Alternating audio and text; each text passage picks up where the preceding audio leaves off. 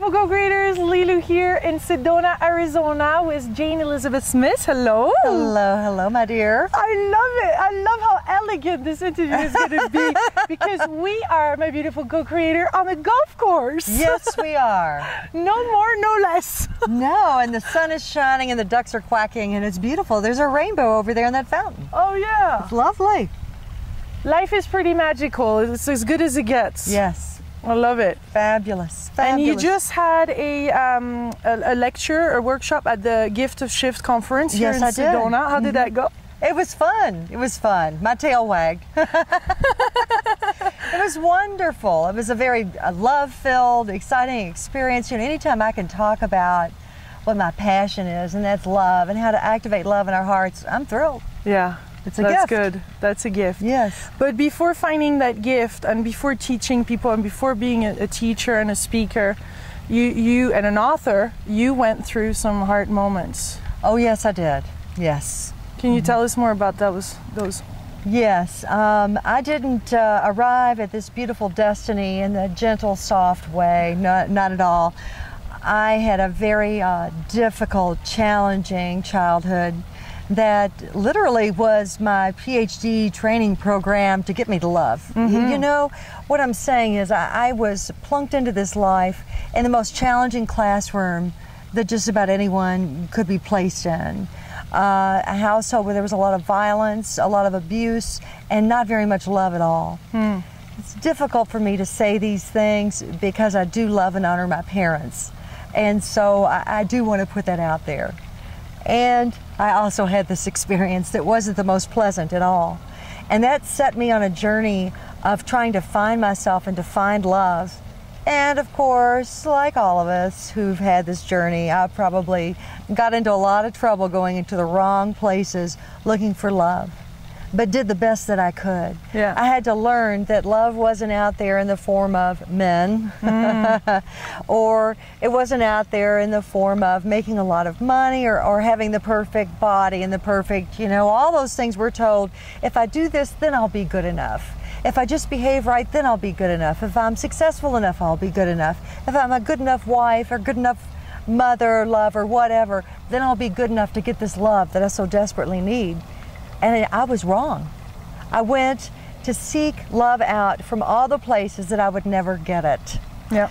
Because the only place where I would ever have it and can ever enjoy it is within myself. And when did things start to shift for you? Things started shifting for me after I was at the apex of the very best I could be in life. Which was? Which was top of my career and top of my industry. The best physical form. I was very into working out and all of that, like that level of perfection. Again, the best wife, and I was a stepmother, all those things, and I still wasn't getting the love I needed. And I collapsed. You were miserable. I was miserable, absolutely miserable. But it was only, you know, I was chasing those goals, and when I hit those, when I thought everything would be all right, if I could only have these things come to pass. And then I found out that things not only weren't all right, I was miserable. And then I started to collapse. I started to self-destruct, and I really knew I was self-destructing, but didn't know why. And finally, about 3 years into this self-destruction, I realized one day, oh, that's it.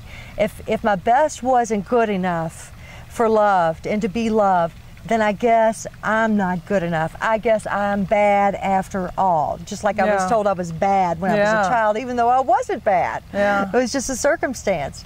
And so at least that let me know what was going on. But the self-destruction continued. In fact, that valley of the shadow of death lasted 6 years.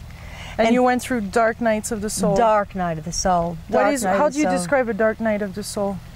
I was in absolute agony emotionally. Absolute agony. I did. You had suicidal? Oh, of course. Suicidal thoughts. I prayed to die. Prayed to die. And then I remember one day, so desperately, I mean, in just absolute agony, I prayed. I said, God, please help me save my soul. Please help me save my soul. I mean, I was just desperate. And I remember that this prayer went on, this agony, for probably at least 45 minutes. And I had collapsed into this deep, deep, deep space and exhaustion. And I will never forget it as long as I live, because this booming voice came back at me and it said, just be love. And I mean, it was loud, and I know it was a voice from God or from Spirit, from something outside of me. And I won't ever forget it. And I had to dig up out of the depth I was in, because I was just nearly just in almost asleep and exhausted. And I had to come up out of that to remember it, and I embraced it.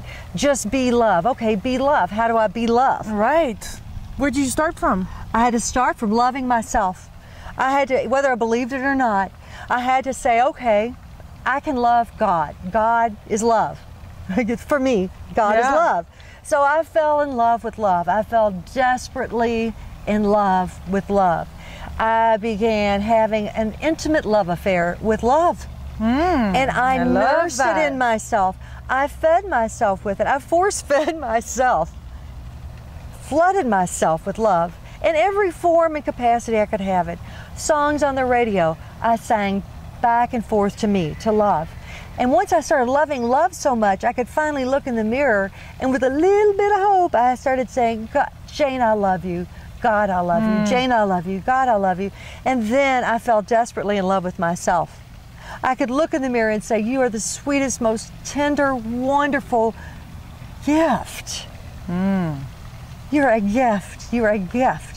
Your love, your compassion, your joy for life, your sense of wanting to be there for people and be happy and alive. That's a gift. I love you, Jane. I love you, God. And so this affair started coming in to a depth of bliss. Yeah. And that's when I knew I was onto it. And I call it being soulfish, not selfish, not egotistical love. Soul. It was way deep in the heart, soulfish. I became very soulfish. I started loving myself. I wasn't a doormat anymore. I didn't say yes when it wasn't right and good for me. I became soulfish. and I learned to say no with love. And that I didn't have to do and be everything that everyone wanted me to. I could be true to me. I could check in and say, does this feel all right with me? And if it did, yeah, hey, let's go. If not, no. And you know what I also learned? It was okay for me to change my mind.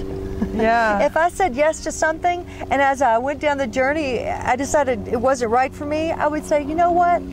I screwed up. I really can't do this. Yeah. Thank you. I love you. But I'm going to go back home or whatever. I learned to love myself. And how did that change your environment or your relationships? It changed everything. You know, all my life I kept reaching out for a man. I thought if a man loved me, then I would be loved. If I could get the kind of love that I needed from my mother, then I would be loved. All that changed. And God put me in timeout from a man. I got put in relationship timeout for like 5 years, which it's okay. But finally, after I had this wholeness, this brightness of love, I was desperately in love with God and with me, where those thoughts flooded me greater than 50% of the time. That's what I was thinking. Then all of a sudden one day, a song started playing. It was that song, Get Ready. A lot of people know that song, Get Ready. And it played everywhere on the radio. Oh. You know, get ready, you know, never met a girl who made me feel the way that you do. Ooh. You're all right. And that was the sign. That was, yes. And I heard it everywhere, and I was like, oh, wow, something really good's about to happen. Something really good's about to happen. And it did. Where's he? And it did, you know. And it manifested in something that I didn't want to do. It was a blind date, you know. Ooh. All I knew it was a man, and he was an engineer. And I'm like, oh, you know. And then I started talking back and forth to God. I'm like, I don't want to do this. They're like, Jane, you already said exactly what you wanted. Show up. Mm-hmm. And I showed up, and that was that. So I know today, though, that is the sweetness of my life, that I can enjoy love. I can really never get love from him. I get to enjoy love with him, because the only love I will ever have is this love. And it's like, as long as I'm flowing it, and someone can flow it back to me, and I can enjoy that. But if I put that man first, the whole house of cards collapses. because then I will be reaching to him for love instead of reaching into the source for love. And that's very important to me because I also have become a master at co-creation, and I know that love is the baseline particle matter, or it's the juice, it's the raw material that is shaped into everything in the outer world. So when I hold a vision or a thought and pour love all over it, I may as well just go pick up my order.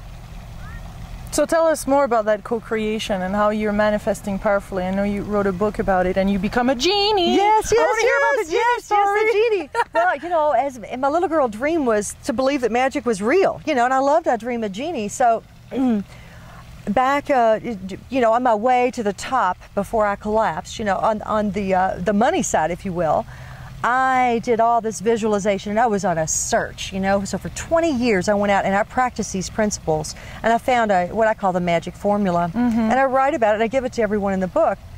But the name of the book is called Your 3 Wishes. Okay, they're real. I found them. They're inexhaustible. Each of the wishes, a wish granted.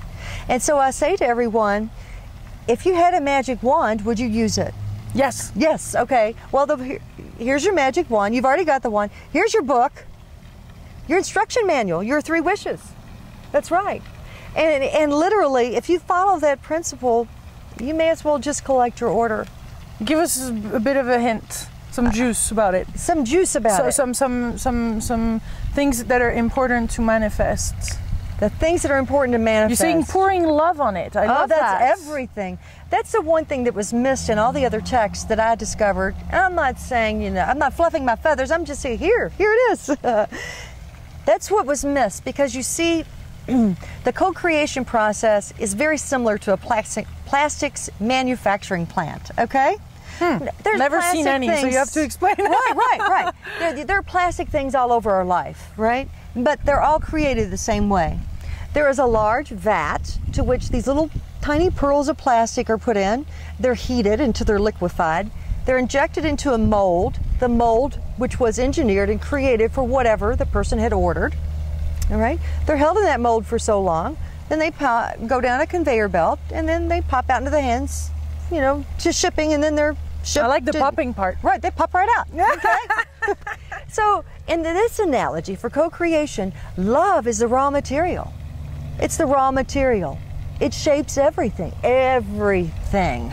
Okay? Now we see why it's important to get aligned with love and stay aligned with love. But love is the raw material that pours in. The mold are our thoughts and feelings, and we get whatever we think about. We've heard that. Yep. But now we can do it with purity of intention. And it's got to be greater than just, I have an intention. We have to have that belief and live it in our mind's eye, and with the love in our heart, pour love all over it, and then poof, let it go. That's the popping out. The letting it go is the popping it out of the mold. Let it go. You wouldn't go back in there and check to see if it's done. This is when we hold on to how it's going to come to pass or when it's going to happen. We say, this is it, I'm loving it, and this or something better is going to come to me. It's all yours, God. There's sometimes this delay between manifestation. There's those instant manifestation, and some of them that take their time. Why is that for you? Well, the delay is the conveyor belt. Okay? Remember, it pops out of the mold and hits a conveyor belt. That's where belief and faith comes in. All right? The reason why things don't happen as quickly is because either someone or something isn't ready yet. For instance, if it's a relationship, perhaps that person who is your heart's desire has some more growing or changing or something to align in their life in order for that to be set up. Okay? Or perhaps the perfect opportunity that you have said, I want this and I want it right now. Well, there's some more things going on behind the scenes to line it right up. You just have to be patient and believe it's done. And something better might pop up. And I've always gotten the something better. Tell us about your biggest manifestations. Oh my gosh. The juiciest ones. Or the juiciest ones that pop in your mind right now. Here's one that still blows me away to this day. All through my career, I saw people that had, you know, who were in the same industry as I am, stockbroker, you know, financial planner. And I would see them, you know, their egos on the cover of magazines, you know. and I Success magazine. yes, success, exactly. and my ego wanted that, okay? And so I had written it out. I'd followed my whole magic formula, and I put it out there because I thought if I'd get one of those magazine covers, then well, I would have done something really successful to get me there, you know. So I just thought that was going to be a grand thing to have. Now remember, this is back before I lost my ego. So I pictured it, I put it down, and it didn't come to pass, and I will never forget this. Even where I was standing in my house, I was adjusting the music on the stereo one night, and I had even forgotten that I had put that as a goal. And I said, you know, I'm just gonna let that go. I really don't even need that or want it. It was just my ego. And I remember changing the music, and I just let it go. 2 weeks later, I got a phone call. I got a phone call from a woman who wanted me to come and do some continuing education instruction for my peer group, okay? And I was like, I'd be honored to be there, you know, but how did you get my name? And she says, well, I got your name from the editor of blah, blah, blah magazine. I'm like, really? You know, now my little monkey mind's going. I'm like, well, how does he know about me? She says, I don't know, but you might ask him because he's gonna be there, right? So I'm like, okay. So I go to this thing. My class is delayed, and I'm, you know, my mental mind's thinking, well, I'm going to try to make this happen by finding him. And again, I let it go. My class was delayed. I walk in the room. There's only one person sitting there, this older gentleman. And I walk by, I'm setting up my class and everything. And as I'm walking out of the room, he says, are you the young lady teaching this class? I said, yes, I am. And he goes, well, hello, I'm blah, blah, blah. I'm the editor of XYZ magazine. How would you like it if we did a cover story on you? I kissed him. I said, thank you. You just made a dream come true. Yeah. But I mean, that's just how it works. It was a big setup. Yeah. Yeah. Awesome. And there I have so many stories. In fact, along the 20 years I've been doing this, something told me to keep all of these notes so I'd have proof someday that this is real. So I've got a trunk full of it. Did you write them down? I wrote them all down. Why did you write them down? Because it's part of the magic formula. You have to write it out in your own handwriting. It's part of moving the energy out of our body into physical form to write it down. It's part of the initial process of manifesting it. Awesome. Yeah. This is how a girl from Kentucky. Yeah, a girl from Kentucky went on the cover of a magazine and yes. became an American success story. Yes. And now my real heart's desire is to teach about love. Yeah. And co-creation. Yeah. And it's just wonderful. That's the perfect timing for this, isn't it? It is. We all have to wake up because the time is now. Thank you. It's time to activate love. Yeah. Thank you. Juicy. Yeah, juicy. Thank you, Jane. Thank you You're so welcome. Thank you, sweetheart. Thank you. Okay. Bye-bye, my beautiful co-creators. Bye-bye. Be loved.